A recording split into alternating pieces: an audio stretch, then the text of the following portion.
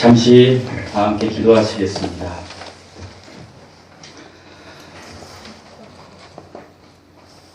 사람에게 가장 큰 불행은 하나님이 없는 것입니다.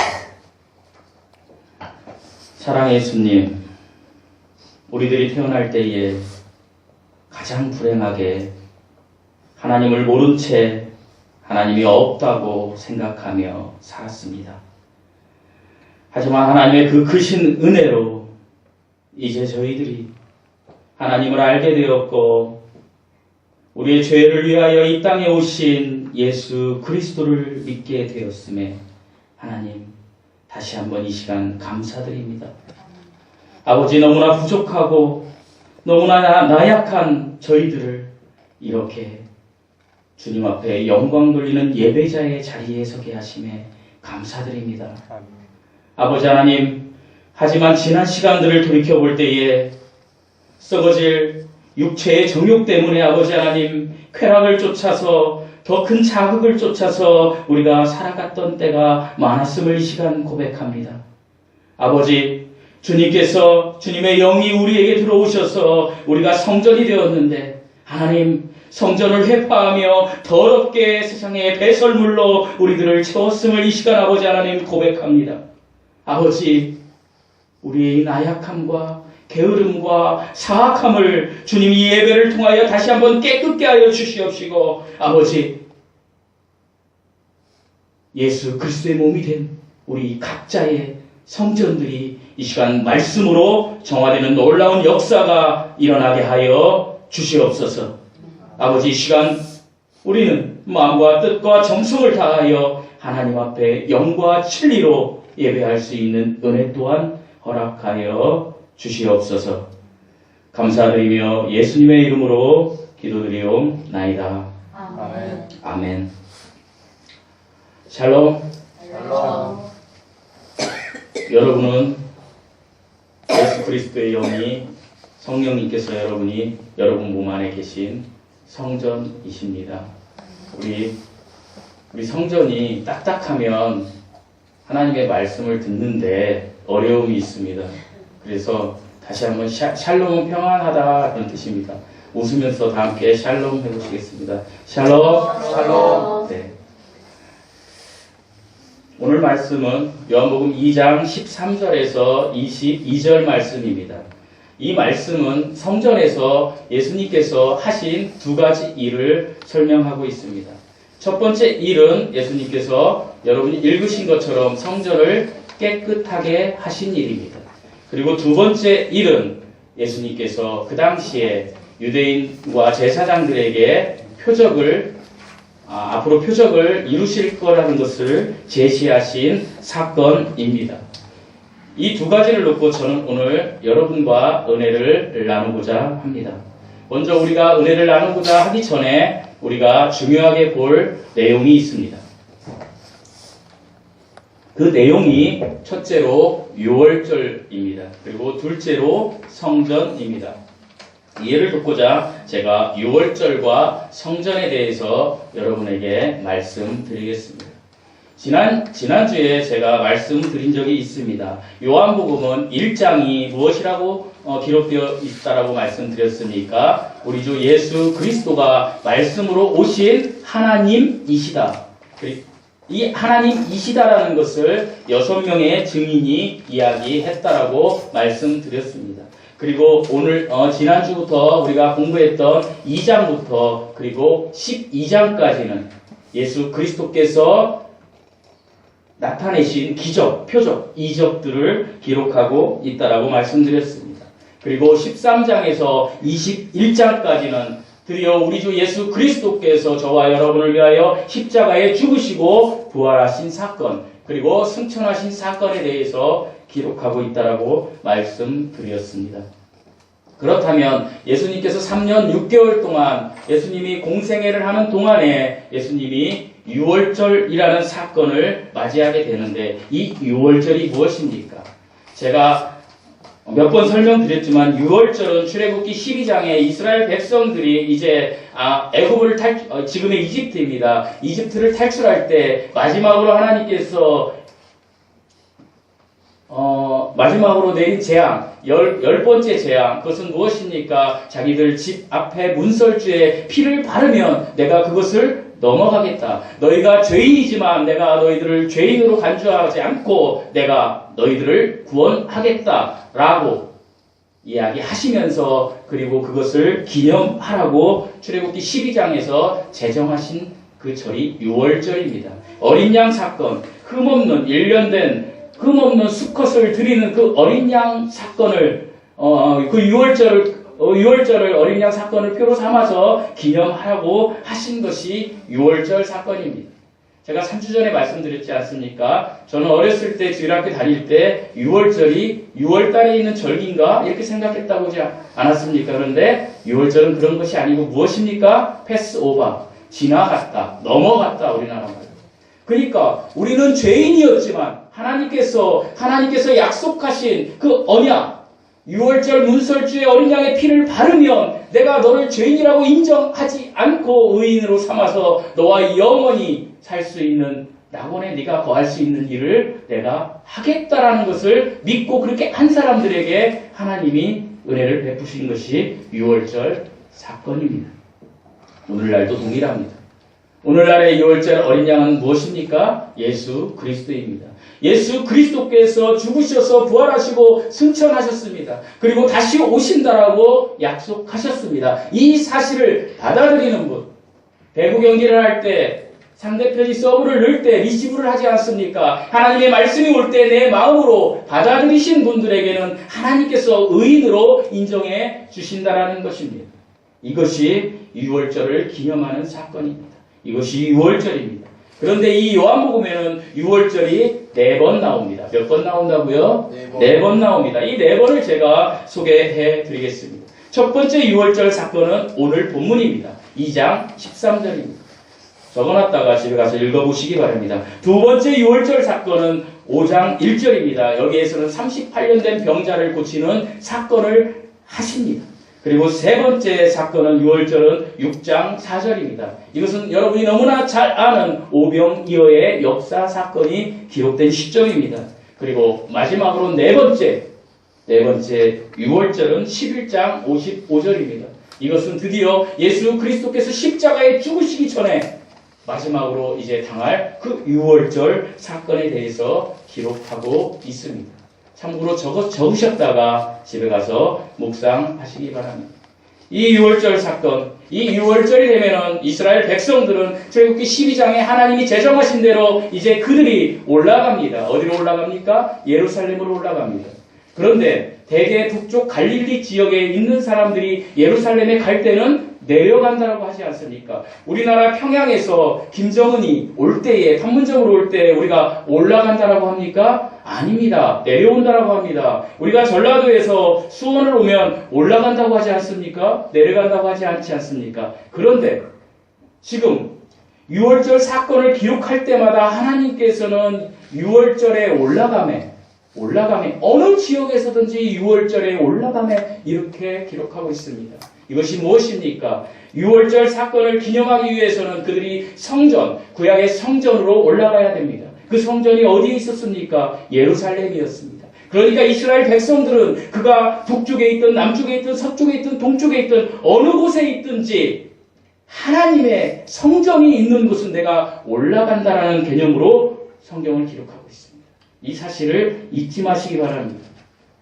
그러면 이제 유대인들의 6월절이 가까이 오매 예수님께서 예루살렘으로 어떻게 했다? 올라가자. 원칙적으로는 갈릴리 북쪽에서 내려오는 거지만 예수님께서 올라가신 것입니다. 왜 그렇습니까? 방금 말씀드린 그런 것을 의미하는 것이기 때문입니다. 그러면 여기에서 6월절을 말씀드렸습니다. 그 다음에 성전을 제가 좀 말씀을 드리겠습니다. 여러분 성전이 어디입니까? 성전은 영어로 템플이라고 합니다. 성전이 무엇입니까? 잘 들으십시오. 오늘 성전은 하나님의 임재로 인해서 거룩하게 구별된 곳입니다. 그래서 하나님께서는 그곳에서만 경배를 받으십니다. 하나님께서는 일찍이 구약의 이스라엘 백성들 그 중에 다윗 왕, 위대한 다윗 왕에게 그러한 마음을 주셨습니다. 다윗 왕이 그러한 마음을 가집니다. 나는 이렇게 화려한 궁전에서 사는데 우리 주님이 계신 곳은 우리 주님이 계신 그 언약궤는 나의 궁전만 또 못하단 말인가? 이런 생각을 하면서 그가 이제 생각을 합니다. 내가 주님을 위해서, 여호와를 위해서, 렐로드를 위해서 성전을 지어야 되겠다. 그러니까 구약시대의 성전은 무엇입니까? 따라서 해보시겠습니다. 구약시대의 성전은 건물입니다. 오늘 잘 들으시기 바랍니다. 구약시대의 성전은 건물입니다. 그러니까 다윗 왕이 그것을 지으려고 했습니다. 그럴 때 하나님께서 임재하셔서 이렇게 이야기하십니다. 너는 너무나 많은 피를 흘렸다. 너는 너무나 많은 피를 흘렸기 때문에 너는 되지 않는다. 너의 아들에게서 내가 성전 짓는 것을 용납하리라. 그가 누구입니까? 솔로몬입니다. 솔로몬 왕이 이제 그 아버지의 유언을 듣습니다. 그리고 하나님의 음성을 듣습니다. 드디어 그가 성전을 짓기 시작합니다. 건물을 짓는 것이죠. 7년 6개월 동안 그가 길이 27m, 너비 9m, 높이 13m 정도 되는 이스라엘 성전을 짓습니다. 성전을 짓고 그가 봉헌합니다. 그리고 그때 하나님의 영광이 나타납니다. 그때 많은 경우에 요즘 목사님들이 많이 쓰는 것이 있지 않습니까? 그 봉헌식에 솔로몬 왕이 1000번제를 드렸더라. 그렇게 이야기하시면서 여러분 365일 곱하기 3 거기에서 좀 빼서 1000일 동안 여러분 1000번제를 드리십시오라고 여러분 많이 들어보지 않았습니까? 얼마나 어리석은 일입니까? 거기에서 봉헌식에서 나온 1000번제는 1000가지 번제를 한 번에 드린 것입니다. 내 마음을 한 번에 드린 것입니다. 그것은 매일매일 내가 헌금 내라는 것이 아니라는 사실입니다.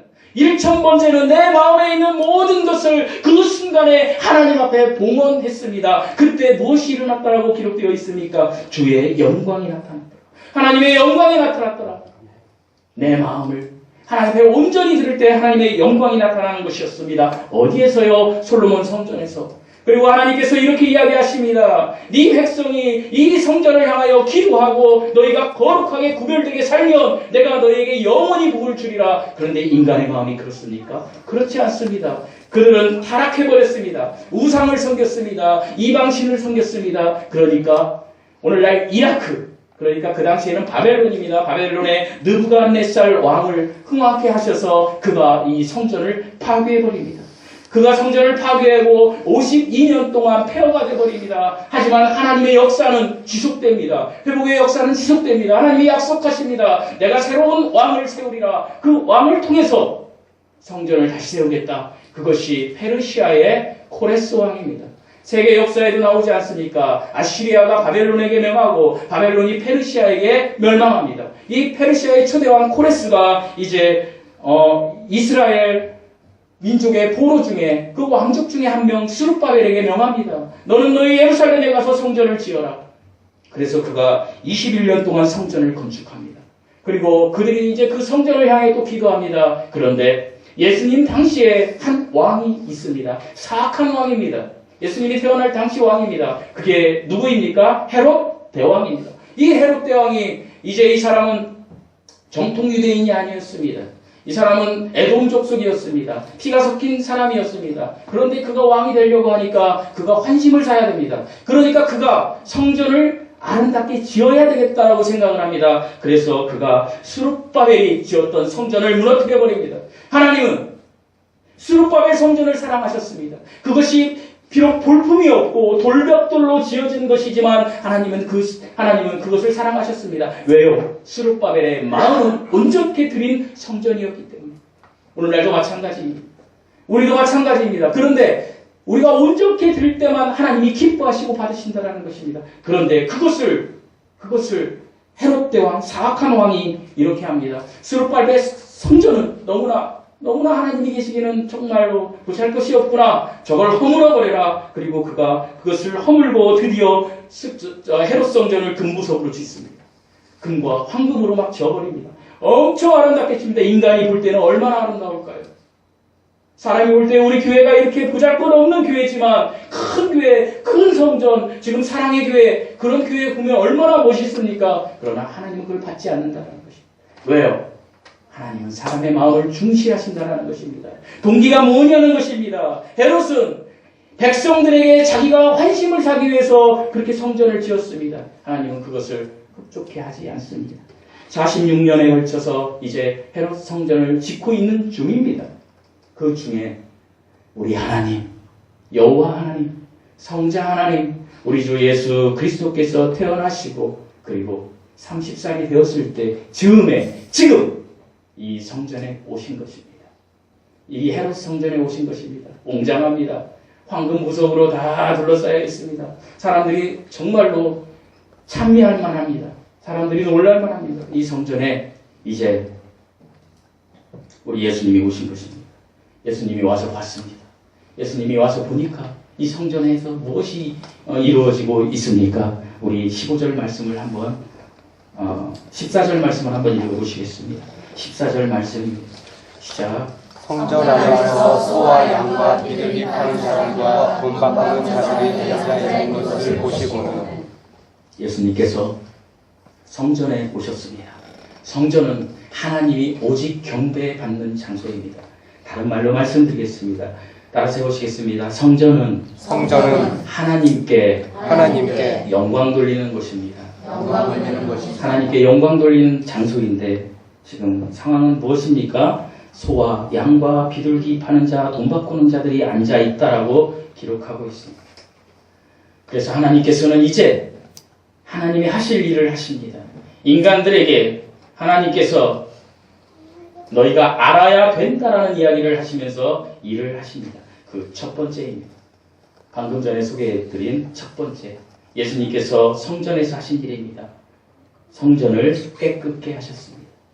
성전을 정화시켰다라는 이야기입니다. 우리 13절에서 17절 말씀 다시 한번 읽어보시겠습니다. 13절에서 17절 말씀입니다. 시작. 유대인들의 유월절이 가까이 오매 예수님께서 예루살렘으로 올라가사 성전 안에서 소와 양과 비둘기 파는 사람과 돈 바꾸는 자들이 앉아 있는 것을 보시고는 가는 높음으로 채찍을 만드사 양과 소와 함께 그들을 다 성전에서 내쫓으시고 돈 바꾸는 자들의 돈을 뜯으시며 상을 엎으시고 비둘기 파는 자들에게 이르시되 이것들을 여기서 가져가고 내 아버지 집을 장사하는 집으로 만들지 말라 하시니 그분의 제자들이 기록된 바 주의 집에 대한 열심히 나를 삼켰나이다 한 것을 기억하더라. 13절에서 17절까지를 잠시 요약해보겠습니다. 13절 말씀에 유대인의 유월절이 가까웠습니다. 이것이 첫 번째 예수님 공생의 유월절이라고 말씀드렸습니다. 예수님이 침례 받으신 후 6개월이 지난 시점입니다.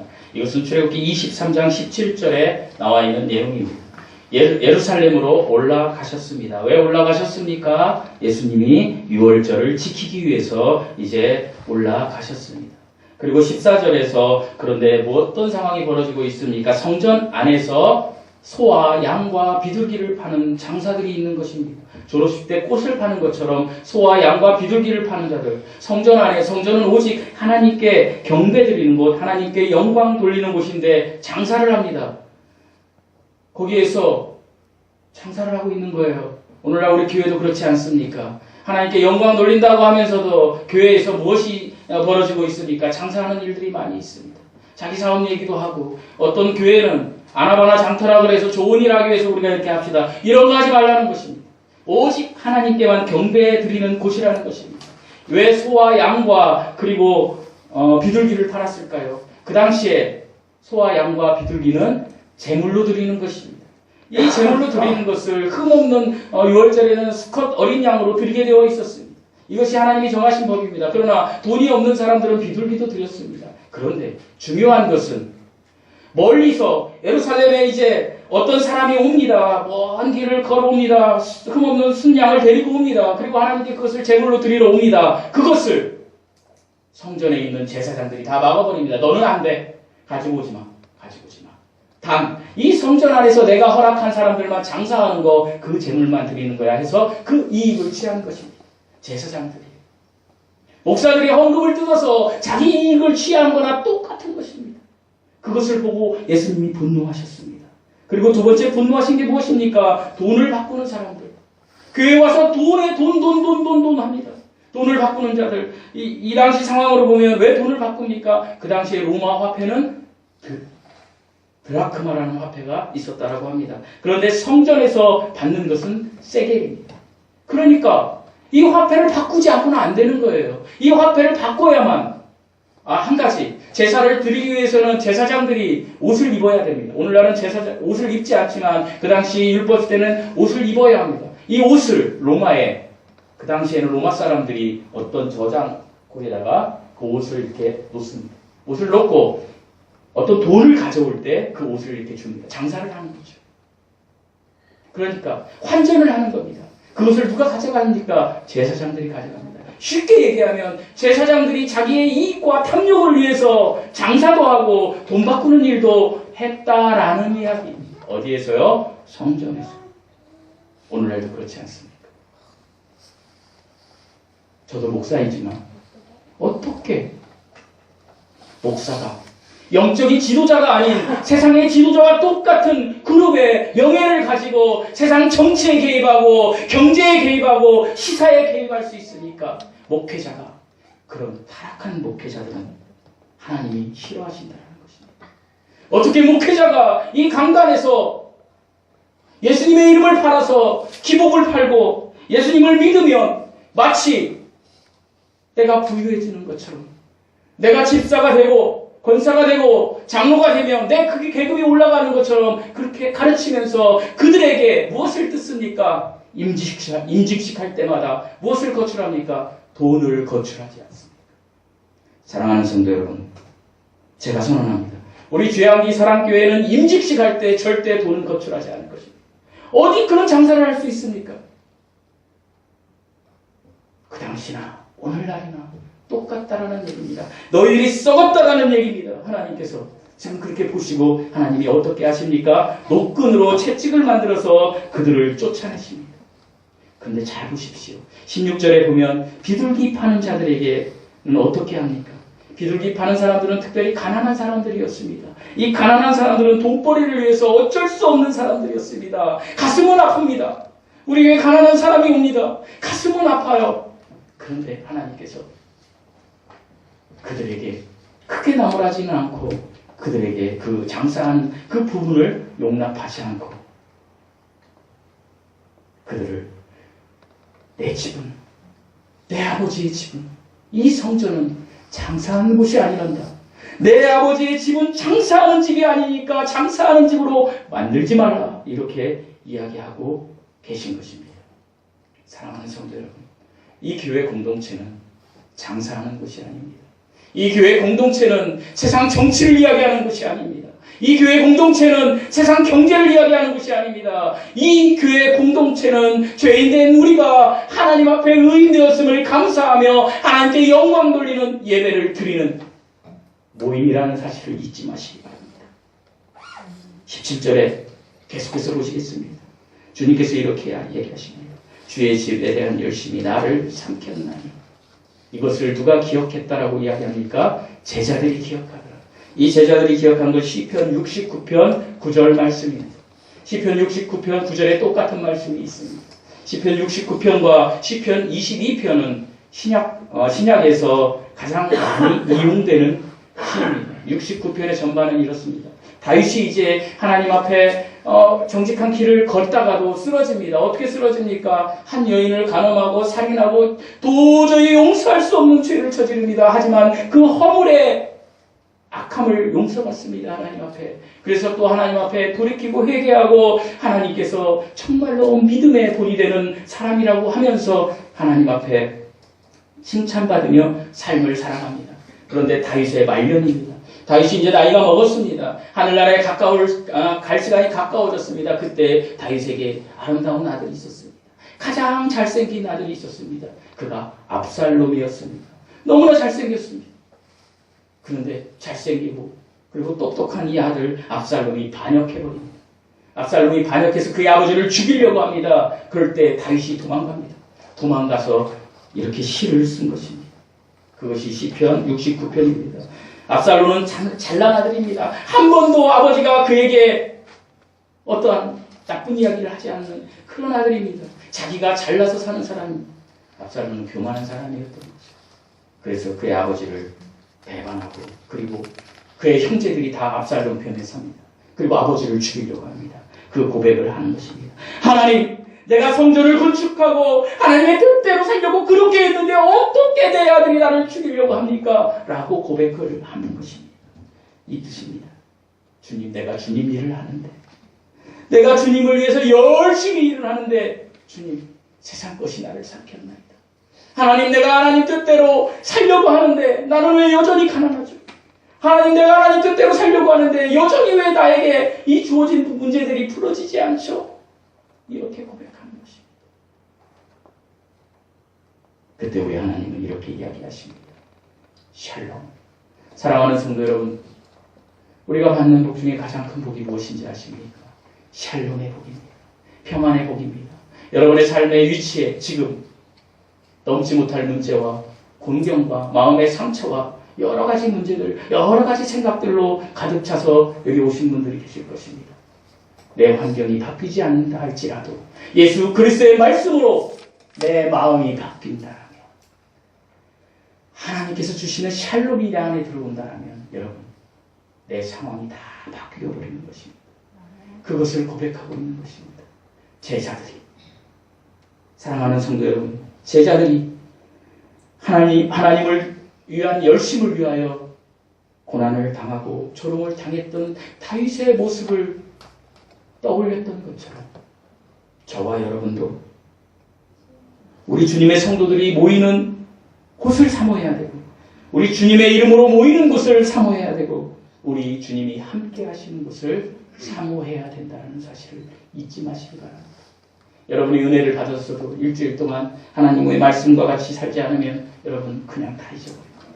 여러분 은혜를 받으셨습니까? 하나님의 말씀을 씹고 씹어서 여러분 마음속에 넣고 어디에서든지 하나님의 말씀 속에서 기도로, 말씀과 기도로 균형 잡힌 삶을 살아가십시오. 그럴 때에 내 마음이 청결해지고 우리 교회 공동체가 청결해지는, 아무리 세상이 나를 힘들게 한다 할지라도 세상이 감당할 수 없는 그 믿음이 우리에게 반드시 심어질 것입니다. 아멘. 이 은혜가 여러분 모두에게 임하시기를 예수님의 이름으로 축원드립니다. 아멘. 예수님께서 두 번째로 성전에서 하신 일입니다. 두 번째 일은 표적을 제시하신 일입니다. 18절 말씀을 다 함께 읽어보시겠습니다. 18절 말씀입니다. 시작. 이에 유대인이 의자가 함께 이르되 내가 이를 하니 이에게 무슨 표적을 보이냐. 이제 유대인들이 봅니다. 특별히 제사장들의 하속들이었을 것입니다. 성전에서 일하는 자들이었을 것입니다. 오늘날로 말하면 대형 교회에서 일하는 사람들입니다. 사찰입니다. 어떤 이상한 정신 나간 애가 와가지고 예를 들어서 우리 수원에서 제일 큰 교회가 어디입니까? 중앙침례교회. 건물이 제일 큰 교회 가가지고 이상한 노숙자같이 생긴 이상한 사람이 와가지고 막 거기에서 하나하나 장터를 하고 있는데 뻥튀기도 팔고 오뎅도 팔고 있는데 갑자기 와가지고 막 채찍으로 때리면서 막 이렇게 한다는 상황을 한번 그려보십시오. 근데 그걸 못 막았습니다. 우리 같으면 어떻게 합니까? 야, 박지영 집사 빨리 119에 신고해. 112인가요? 그렇지 않겠습니까? 빨리 저 사람 어떻게 해? 이렇게 했을 것인데 그것을 못 막았습니다. 예수님이 그렇게 할 때 못 막았다는 것입니다. 로마 병정들도 그 당시에 있었습니다. 그들에게 이야기하면 될 일도 못했습니다. 왜 그렇습니까? 하나님이 함께 임재하셨기 때문에. 하나님의 권능이 셋째 하늘에서 땅으로 임한 그 권능, 권위로 하나님께서 하셨기 때문에 어떤 인간도 그것을 막을 수가 없었습니다. 하나님이 하시는 일을 막을 수가 없었다는 사실입니다. 그렇게 되자 성전을 정화시킬 때 노끈으로 다 그 장사하는 사람들을 쫓아냅니다. 내게 이익이 있는 사람들, 나에게 이익을 줄 사람들을 다 쫓아내는데도 불구하고 아무것도 하지 못했던 유대인들이 이렇게 얘기합니다. 유대인들의 속성이 있습니다. 유대인들은 아무리 이야기를 해도 절대로 믿지 않습니다. 유대인들은. 여러분도 그렇죠? 아무리 얘기를 해도 예수님은 살아계십니다. 예수님은 다시 오실 것입니다. 아무리 100번, 1000번을 얘기해도 잘 안 믿지 않습니까?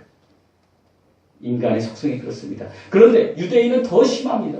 그래서 유대민족은 정말로 표적을 주지 않으면 믿지 않습니다. 이렇게 이야기합니다. 네가 보니까 성전을 그렇게 깨끗게 하고 할 수 있는 하나님의 그 권위가 있는 사람이라면 우리가 볼 때는 네가 어떤 선지자, 대언자 정도 되는 것 같은데 엘리야나 이사야나 이런 다니엘이나 이런 대원자 같은데 너 그러면 한번 뭘 보여주라? 표적을 보여줘라. 이렇게 얘기하고 있는 것입니다.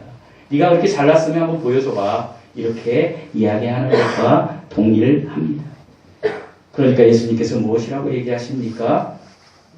18절 말씀, 19절 말씀입니다. 한번 읽어보시겠습니다. 시작. 예수님께서 그들에게 말하시되 이 성전을 헐라 사하라 내가 그것을 일으켜 세우리라 하시니 예수님께서 하늘의 언어를 하십니다. 야, 이제 너희들이 그래 내가 너희들에게 표적을 보여줄게. 이 성전을 헐어버려. 그럼 내가 3일 만에 사흘은 3일이잖아요. 그죠? 3일 만에 내가 다시 세울게.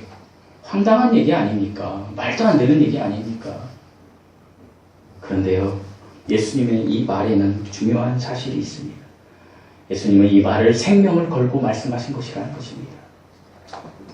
예수님의 성전은 이제 건물이 아니고 예수님이 오신 시점, 그리고 예수님이 부활한 시점에 바뀔 것이라는 것을 이야기해주고 있는 것입니다. 예수님은 무슨 이야기입니까? 예수님은 이제 21절에 보면 이 성전이 누구라고 되어 있습니까? 우리 21절 말씀 한번 읽어보시겠습니다. 시작. 그러나 그분께서는 성전이 자기 몸을 가리켜 말씀하셨더라. 사랑하는 성도 여러분, 이제 성전이 누구라고요? 이 당시 이 시점에는 예수 그리스도라는 것입니다. 이 땅에 오신 성자 하나님, 여호와 하나님이시라는 것입니다. 이 하나님이 자기 몸을 너희들이 나를 죽여봐라. 내가 그러면 3일 만에 다시 살아나겠다, 부활하겠다. 그 부활 사건을 이야기하고 있는 것입니다. 이것을 빌미로 이들이 예수님을 십자가에 못 박아 죽이는 것입니다. 그 죄목이 내자로 신성모독입니다. 유대인들이 실제로 예수님을 죽입니다. 그러나 이 당시 이 시점에, 이 6월절 시점에서 이들은 의아해합니다. 아니 건물을 부쉈다가 다시 세우는 걸로 알았는데 자기 몸을 성전이라고 이야기하고 자기 몸을 죽였다가 다시 살리겠다라는 이야기를 했다라고 기록하고 있는 것입니다. 심지어 제자들조차도 의아했을 것입니다. 우리가 어떻게 할 수 있습니까? 제자들조차도 22절 말씀 한번 읽어보시겠습니다. 22절 말씀입니다. 시작. 그러므로 그분께서 수녀들로 일어나시기에 그분의 제자들이 그분께서 자기들에게 이것을 말씀하셨음을 기억하고 성경 기록과 예수님께서 하신 말씀을 믿었더라. 아마도요, 제자들도 이 당시는 못 믿었을 것 같아요. 아니, 뭔 소리야. 어떻게 건물을 46년 동안 지은 이 황금 건물을 부순 다음에 바로 진다고 3일 만에 말도 안 되는 얘기잖아. 이렇게 생각했을 것입니다. 그러나 예수님이 죽으신 뒤에 제자들이 그때 알은 것입니다. 아, 그 성전이 예수님이셨구나. 사랑하는 성도 여러분, 여기에서 우리가 알아야 될 사실이 있습니다. 예수님이 십자가에 못 박혀 죽으시고 부활하신 그 이후 진정으로 시작된 그 신약, 그 시점. 여러분, 신약은 언제부터입니까? 예수님 십자가 죽으심과 부활 사건 이유가 신약입니다. 마태복음 1장 1절이 신약이 아니에요. 우리 성경에 그렇게 돼 있다고 그게 신약이 아니에요. 구약은 성전이 건물인 곳이 구약이었지만 이제 신약은 성전이 예수 그리스도의 몸이었고